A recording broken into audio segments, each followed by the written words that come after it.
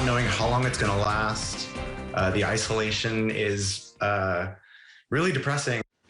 Tonight at 5, we are finding more out about what it's like for someone dealing with the pain of monkeypox. As San Francisco declares monkeypox a local public health emergency, the state is now requesting hundreds of thousands of additional vaccines be delivered.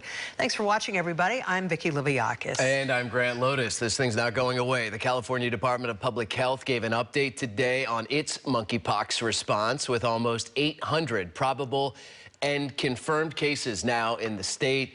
They're adding even more treatment options. And it's also requesting as many as 800,000 more vaccines from the federal government.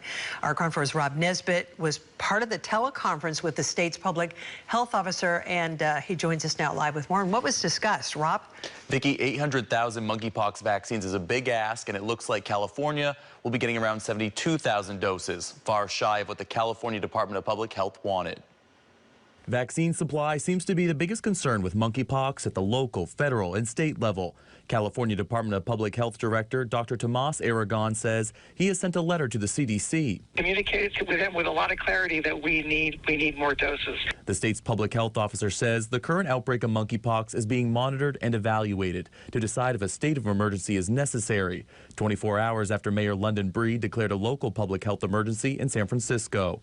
Outbreaks of the virus have happened before, and Dr. Aragon shed some light on how a Central Africa strain and West Africa strain are impacting the current outbreak. From a genomic perspective, the virus has changed and may be explaining why we're seeing more human-to-human transmission. The experience is pretty terrible. John Pacheco spent 30 days in isolation at his San Francisco home after testing positive with monkeypox. Painful sores and lesions all over his body.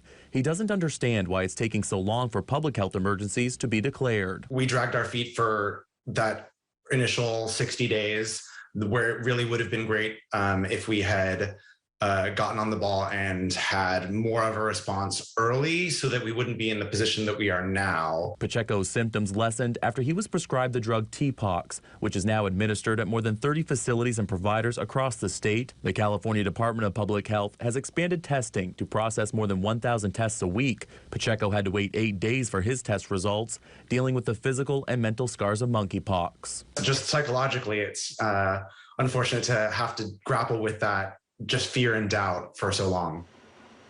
Dr. Aragon says that so far, 11 people have had to be hospitalized with monkeypox in California, but the majority of visits were 2 days or less, and no deaths have been reported in the state.